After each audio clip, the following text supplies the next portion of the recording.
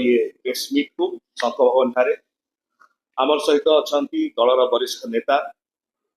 दलर राष्ट्रीय मुखपात्र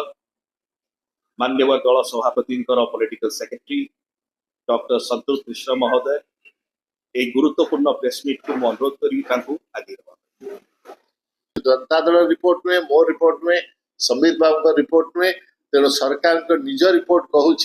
जे भारत वर्ष में सबुठ आर्थनैतिक प्रगति ओडिशा करथिला विगत 2 दशंधि भितर तेणु ये परिप्रेक्षी में नुआ सरकार को आपण मान जरिया अनुरोध करी एवं ओडिशा जनसाधारण को कह सचेत रही जे बिजु जनता दल जो समस्त सरकार रहिबा बेले जो सब प्रोग्राम करितला जो पॉलिसी करितला जो इनिशिएटिव करितला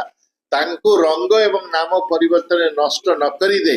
ताकू कंटिन्यू कले एवं समर्थन कले एवं ता उपरे अन्य कार्यक्रम कले आमर आशा एवं विश्वास जे ओडिशार जेभली प्रगति विगत 2 दशंधि होता से प्रगति जारी रहिबो एवं ओडिशावासी उन्नति एवं प्रगति हेबो आपण माने जे आसिले से आपण मानकु अनेक अनेक धन्यवाद।